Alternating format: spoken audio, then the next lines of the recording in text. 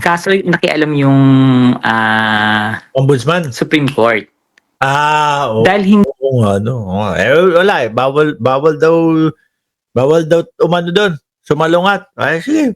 na talaga paaabuti ni Sara si BBM. Itong taon na to, hindi na. Ito yung target nila. 2025 para kay Sara yung 3 years. Okay. Hindi pero na. ayan, it means ilang buwan na lang yung natitira. Sa tingin mo ba mag-a-attempt pa rin sila? Ako sa tingin ko mag-a-attempt. Kasi by the looks of it, pag titingnan mo yung mukha ni Sara, parang medyo kampante pa rin siya no? Hindi, nagdrama lang yan. Nagdrama Huwag kayo lang. sasakay dyan. Kilala ko yan. Sa tingin mo ba medyo aligagaan na rin yan si Sara? Aligaga siya.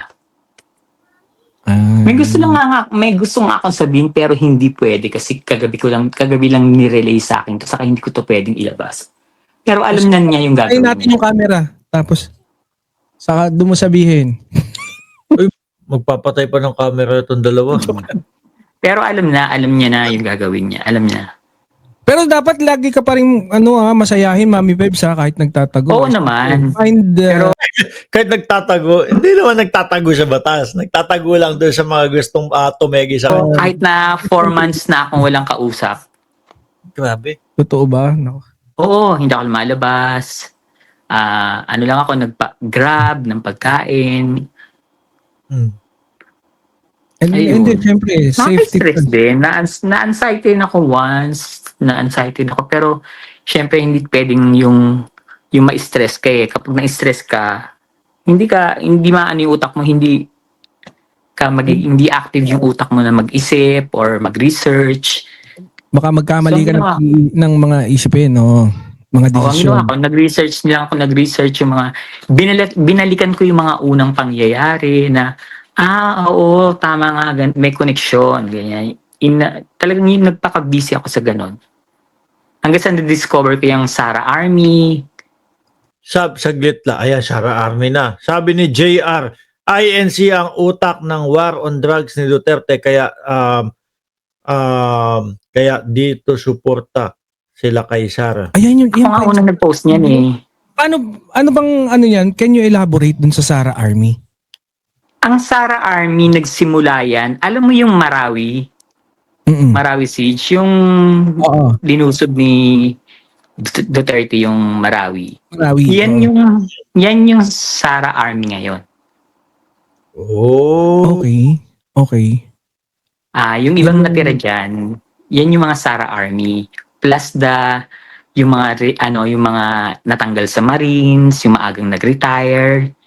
Ayan, si Gustaya. Anong pamahalan? Yung dalawa kaya, yung isa yung mataba, yung malaki yung Chan, tsaka yung isa si alias si Kapitan Dado, tsaka yung isa si Metran, kasali kaya dyan yun? Yung isang yan, yung nag-witness. Oo, yung Orly. Si Gutesa, ito na pala si Gutesa, pakinggan nyo. Si Orly, INC yan, saka yung Marines. Oo nga. INC pala yun. INC siya. Kaya pala bit-bit ni Marcoleta si Gutesa. Dahil INC din si Marcoleta, di ba? Lagi nga nalabas o laging lumalabas doon sa Net25 si Marcoleta. Kapag may mga bumabanat nga kay Marcoleta, biglang pupunta si Marcoleta doon sa Net25 at doon magdadadakdak, doon magagalit, yun yung sambungan ni Marcoleta doon sa Net25 eh.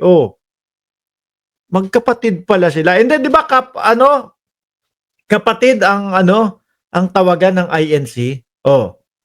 Magkapatid pala si Gutesa at si Marcoleta. Aba, sige nga, hindi kaya inutusan ng INC si Gutesa? Lagi nang involved eh. Ano niya si Marcoleta? Yes, di ba? Maano mo yan eh, mako-connect the dot mo yan. Si Marcoleta, INC. Si Orly, INC.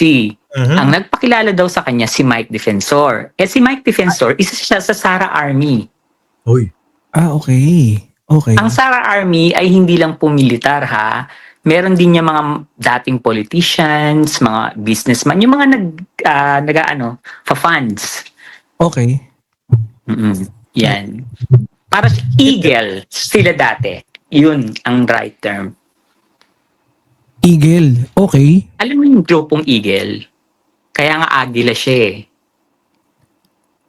Okay. Oo, yung Eagles. Di ba may mga sundalo yung Yes, grupo na oo. Eagles. Okay. Grabe, Yun ano? pala. Parang yung meron kasi mga guardians din. Hindi, tsaka ito ho, mga kababayan, maputol ka lang saglit, no? Si Mami Pebs, minsan na yung kumabilang bakod. Noong mga panahon na kumabilang bakod dyan, hindi lang kami nag-uusap, pero hindi kami naging magkaaway, hindi kami naging magkagalit. Sumakabilang bakod lang siya. Doon niya, yun niya, di ba, na nag-aano sila, EDSA sila, at siya yung nag-aano, ano tawag dito, siya nangunguna doon. Kaya, kasama pa sa Hong Kong yan.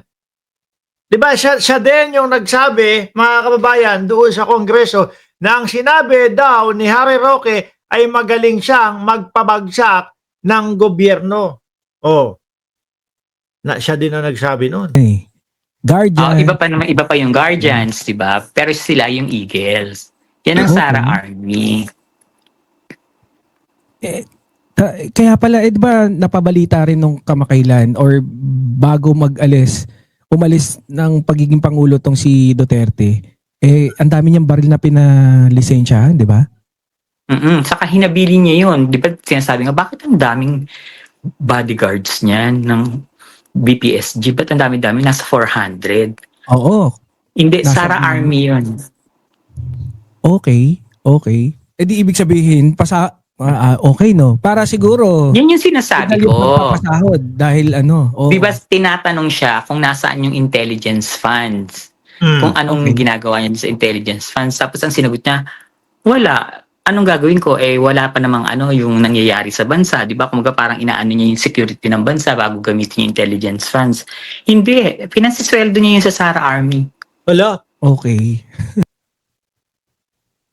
Intelligence fund galing sa pera ng mamamayang Pilipino tapos pasweldo base kay Pebbles Talakera, kay Mami Pebs, pasweldo doon daw sa Sara Army.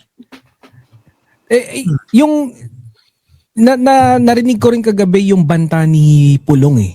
I mean, yun yung parang Si Boy Saksak, naalala nyo?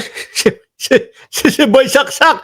Oh, si Pulong. trigger yung request yata ni Duterte ayon sa pagkakasabi mo doon kay Boss Mark.